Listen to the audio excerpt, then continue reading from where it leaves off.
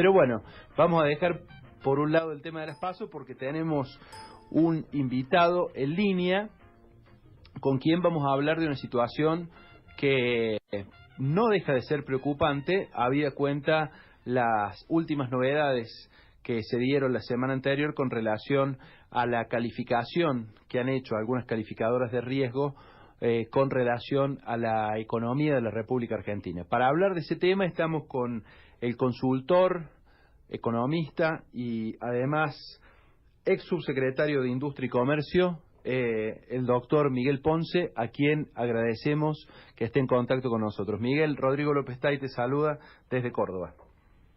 Rodrigo, primero quiero hacerte dos aclaraciones y pedirte una suerte de licencia por lo que alcancé a escuchar en los últimos minutos mientras hacían el pase. Primero soy ingeniero industrial, ¿no es cierto? Bien. Obviamente fui subsecretario de Industria y Comercio. Pero segundo, yo soy integrante de la máxima expresión orgánica de la Unión Cívica Radical, que es la Convención Nacional, que preside ahora alguien de tu provincia, ¿no es cierto? Como es el doctor, doctor porque es abogado. Es abogado. Sapia. Jorge Sapia es abogado laboralista, justamente se dedica a esto. Bueno, así es. La particular situación que vos comentabas de Corral originó que hace 24 horas yo pusiera, y por eso te pido me disculpe y me disculpe la audiencia, yo pusiera un Twitter que más o menos decía así: Corral dice, puse, por eso pido disculpas, nos mean y Corral nos dice que llueve. Ese es el Twitter que cualquiera puede mirar. Miguel Ponce o @MIP11, lo puse hace 24 horas. ¿Por qué? Porque el señor Corral, presidente de la Unión Cívica Radical, salió a festejar los logros en el armado de las listas de Cambiemos, los logros radicales, en las cuales nombraste una provincia, Santa Fe, una grosería lo que se hizo ahí. La otra provincia importante, provincia de Buenos Aires, ni hablemos como están los radicales de la provincia de Buenos Aires. Capital Federal, se han reído de la resolución del Comité Capital que planteó lo mismo que la Convención Nacional en La Plata, que era respetar lo resuelto por los comités de distrito, y en la Capital Federal orgánicamente se resolvió apostar a Lutó. De hecho, no se pudo armar la lista Cambiemos, pese a que tenemos algunos vergonzantes como Facundito Suárez Lastra, que lastimosamente van en un puesto concedido, yo diría, de lástima, para integrar una lista contra la lista del radicalismo. Y en Córdoba ni hablemos. Ustedes han vivido una situación con Mestre que terminó de la manera en que quería que terminara el PRO, y los radicales, me parece que por alguna cuestión interna, una suerte de alianza que nos sorprendió a nosotros entre Mario Negri y Aguad, lograron que se bajara las posiciones que los viejos amigos de la línea Córdoba y el mestrismo, junto con el alfonsinismo a nivel provincial, querían plantear de que si no se contemplaban las exigencias que planteaba el radicalismo cordobés, se fueran las PASO. Bueno, tampoco hubo PASO ni en Santa Fe, ni en Córdoba, ni en Ciudad de Buenos Aires, ni en la provincia. Es una situación muy triste la que estamos viviendo, pero tiene que ver con una conducción como la del radicalismo nacional, que de la mano de Sanz nos ha dejado a este pobre presidente que tenemos, que sin duda va a pasar a la historia como el peor presidente de la Unión Cívica Radical en muchas décadas. No sé si me entendés. Yo le he pedido a Corral la renuncia, que tenga la dignidad de renunciar. No, él en cambio nos toma el pelo y festeja los logros obtenidos en las negociaciones que cerraron hace 48 horas. Es un taradura. No me queda otro camino que decir que es un taradura. Bueno, Miguel, habíamos acordado una entrevista para hablar de economía, pero esto no deja de ser interesante también esa posición que me recuerda a un conocido de acá de Córdoba, un hombre con muchísima trayectoria en las luchas sociales, un hombre muy cercano al movimiento sindical de Córdoba, que días atrás tuve la oportunidad de escucharlo en un programa, en una radio colega, que se refería a Corral como el síndico liquidador general de la Unión Cívica Radical. Pero ¿me puedes decir a quién te referís? ¿Quién era el sindicalista? Yo preferiría dejarlo en anonimato, porque no sé si él se quiere seguir enterrando, ¿no es cierto?, en esta situación. Pero después te paso la entrevista para que la escuches. Por favor, te agradezco. Vamos a lo profesional, por el motivo por el cual me llamabas. Miguel, una de las cosas que me pareció más preocupante desde la perspectiva económica es que no solamente este escandaloso bono a 100 años que tomó el gobierno nacional, que solamente podría encontrar parangón con el empréstito con la Baring Brothers que llevó adelante Rivadavia en 1826, ¿no es cierto? No sé, parecería que solamente lo que falta es que dicte la ley de enfiteusis, ¿no es cierto?, para asegurar estos empréstitos. Al momento de responder por esto, funcionarios de línea del Gobierno Nacional, empezando por el ministro de Finanzas Luis Caputo, dijeron de que en realidad era una señal para los mercados para lograr mejorar la calificación de la Argentina. Días más tarde, la calificadora Morgan Stanley, que no tiene nada que ver, creo, con la ministra de Acción Social, Carolina Stanley. No, tal vez con el pirata. Claro. Bueno, le dieron una bofetada a las aspiraciones argentinas de mejorar su calificación y sostuvieron de que Argentina sigue siendo un país fronterizo con alto nivel de riesgo para las inversiones, particularmente para las inversiones de portafolio, ¿no?, para las inversiones productivas. Sí, señor. Y a eso se suma un informe que ha sacado días atrás una consultora privada, que no podemos decir que sea precisamente o que tenga precisamente una visión negativa de este proceso económico, que con preocupación ha dicho que de cada $5 que ingresan a la Argentina en concepto de inversión externa directa, 4 van al sector financiero y 1 al sector productivo. Informe que fue reflejado por nuestra compañera Marcia Antenera en un informe que saca el diario El País de Madrid este domingo. Me gustaría preguntarte, Miguel, en todo este contexto, y no por eso obviando tu primera intervención de carácter político, ¿cuál es tu visión con relación a esto? ¿Hacia dónde está orientado el rumbo económico y político de la Argentina hoy? Mira, primero yo ya he hecho declaraciones al respecto en varios medios diciendo explícitamente que entendía que era un nuevo tiro en el pie que se daba el gobierno de manera insólita en un momento en el cual estamos en tiempos electorales muy virulentos. Acá se le ha dado un pasto a la oposición absolutamente innecesario. Si hubieran hecho un bono a 30 años, a 20 años, uno podría decir, bueno, se está buscando financiamiento a largo plazo para obras de infraestructura, etcétera, etcétera, etcétera. Pero a 100 años, cuando el propio gobierno ha dicho que está buscando bajar las tasas para precisamente los créditos a largo plazo, esto es casi una grosería.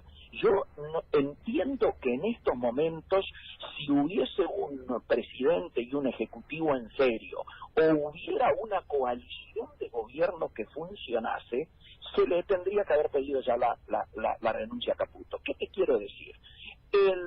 Acá yo no me quejo por la decisión que ha tomado el Ejecutivo. Lo que digo es que como no funciona la alianza de gobierno, el radicalismo que estaba predestinado por la gente que planteó que había que cerrar la etapa anterior y le pedía que el radicalismo aportara allí la experiencia política y la sensibilidad social, son las dos cosas que están faltando, precisamente por lo que hablábamos antes del rol de la conducción, ¿no es cierto? Entonces, en este marco, haber generado una situación que luego terminó con que MS, como vos bien recordaste, calificara recién el año que viene va a haber una nueva revisión.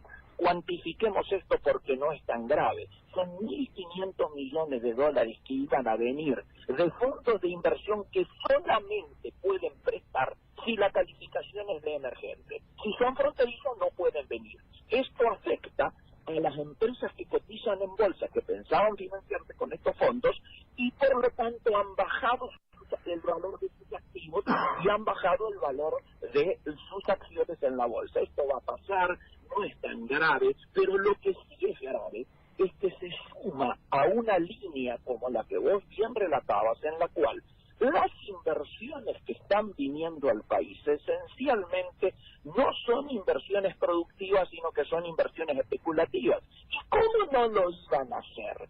Si vos traes $1 al país, lo pasás a pesos, compras LEVAC, y para no tener susto antes de las elecciones, lo transformás a dólar de nuevo, tenés una rentabilidad en dólar que no la obtenés en ningún otro lugar del mundo. Del mundo. ¿Se entiende a lo que vamos? Del mundo. Este nivel de tasas de interés en dólares que Argentina está generando a través del LEVAC no se obtiene en ningún otro lugar del mundo. Y por supuesto, no se obtiene ninguna iniciativa productiva. Por eso nosotros estábamos tan preocupados cuando no salió la designación de Marcelo Elizondo a cargo del área de promoción de inversiones y comercio exterior, como se había dicho durante la campaña, y se dijo en diciembre luego de que el presidente de la Nación asumiera. Y en cambio se generó esta suerte de dos agencias pedorras, uno en el área de Cabrera y otra en Cancillería, donde a quién se ha colocado para el área de inversiones, a Procaccini y a Reiser. Ambos vienen de los fondos Pegasus, son socios en Pegasus. De Quintana, o de Lopetegui. Absolutamente. Entonces, las inversiones que vienen, en lugar de venir pensadas con la matriz productiva que un Elizondo, por haber estado en la Fundación Exportar, iba a poder haber canalizado de manera correcta, las que vienen son inversiones esencialmente especulativas. Entonces, cuando hablamos de lluvia de dólares, miremos la letra chica. Los dólares que han ingresado exclusivamente, han ingresado para esta bicicleta financiera de la que todos ya sabemos cómo termina. Por eso nos preocupa y queremos que las correcciones comiencen ya, de manera que podamos pensar que objetivamente vienen inversiones productivas, pero que solo van a venir si logramos superar la grieta, porque obviamente cualquier inversión productiva es a largo plazo, no como las especulativas que son a corto.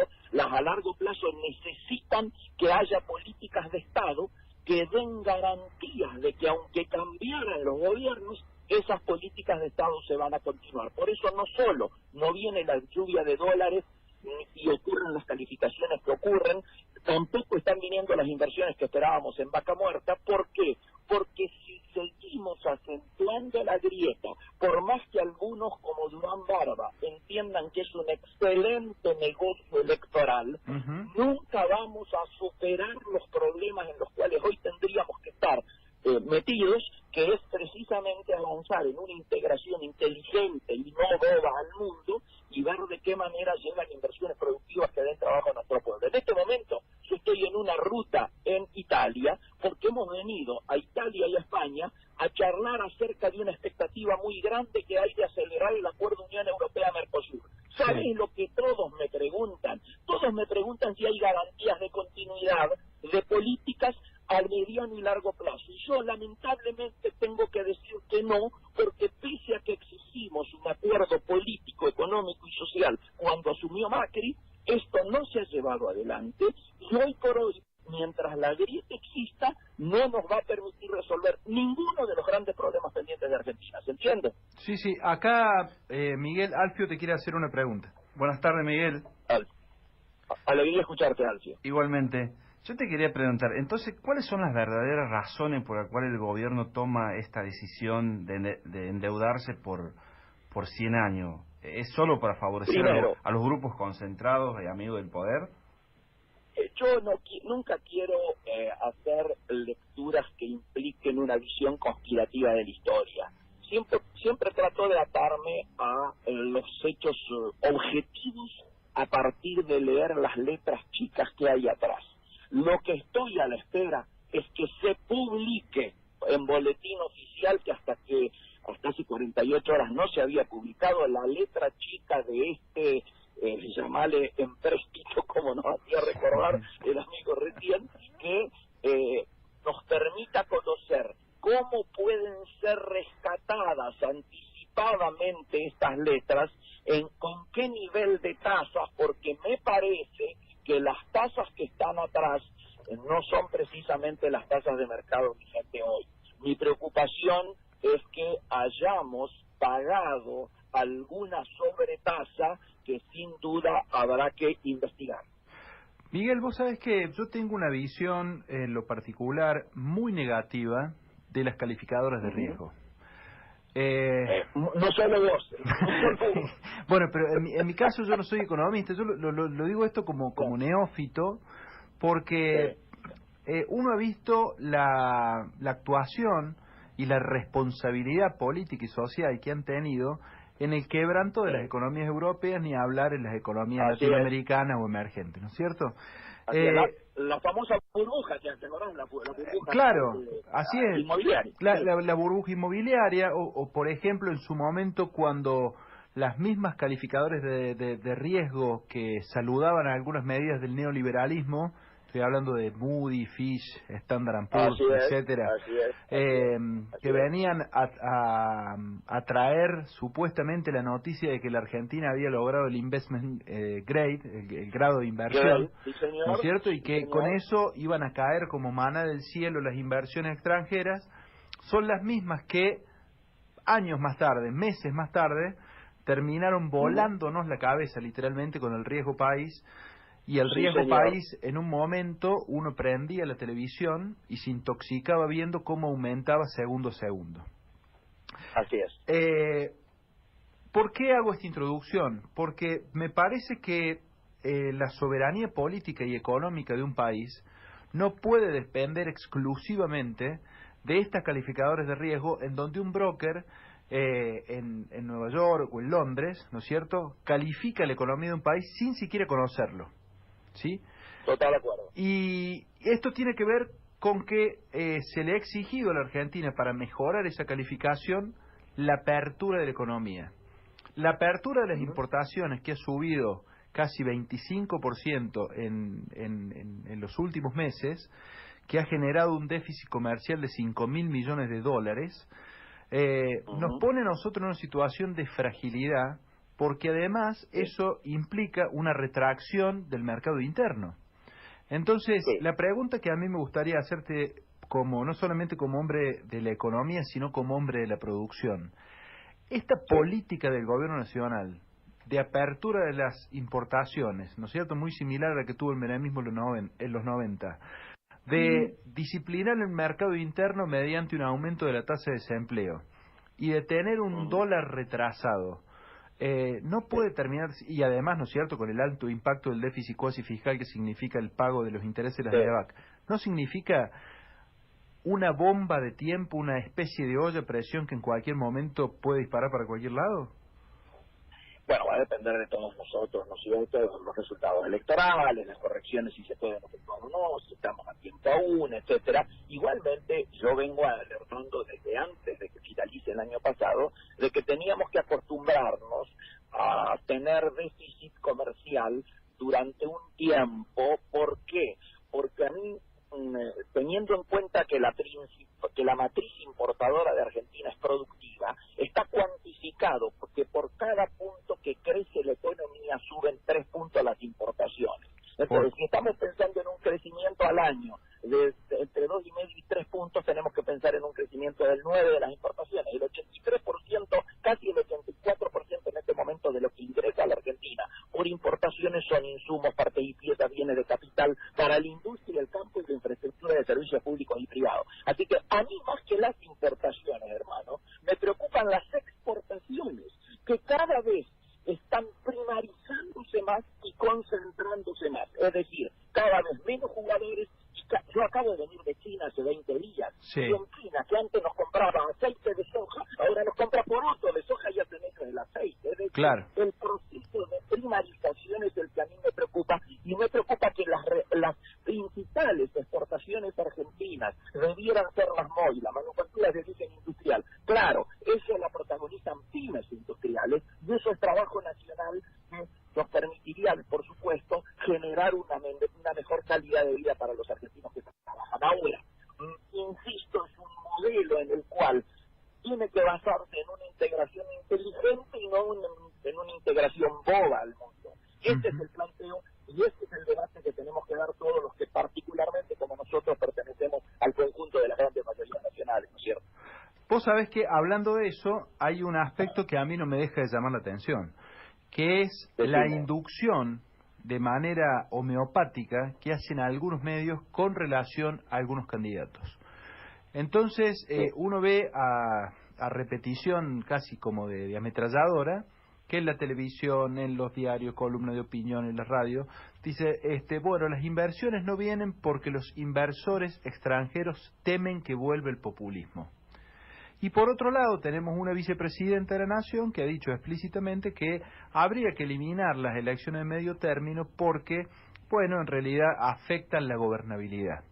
La pregunta que yo te hago como persona que además está vinculada al mundo, este temor, ¿no es cierto?, que con el cual se asusa en plena época electoral a la sociedad argentina de una vuelta de un sector político encabezado en este caso por Cristina Fernández de Kirchner o de cualquier otra expresión que no represente el programa político del macrismo. ¿Este temor o esta sospecha es real en el mundo? Yo te diría, no es tan así. Lo que el mundo está esperando es que nosotros seamos inteligentes y conformemos políticas de Estado, superando la grieta, dando garantías de que esas políticas de Estado se van a continuar, sea quien sea en el gobierno, de esa manera poder generar una situación de menor incertidumbre que la que estamos generando en este momento. En la medida en que sigamos apostando a que se profundice la grieta, no vamos a poder solucionar ninguno de los grandes problemas de Argentina. Miguel, muy claro. Te agradezco muchísimo esta intervención y si alguna vez está por Córdoba va a ser un gusto poder recibirte acá en la radio del Sindicato Regional de Luz y Fuerza. El agradecido soy yo y quedo como siempre a disposición de ustedes. Muy buenas tardes. Un abrazo, buen viaje. Abrazo para ustedes. Chao, hasta luego.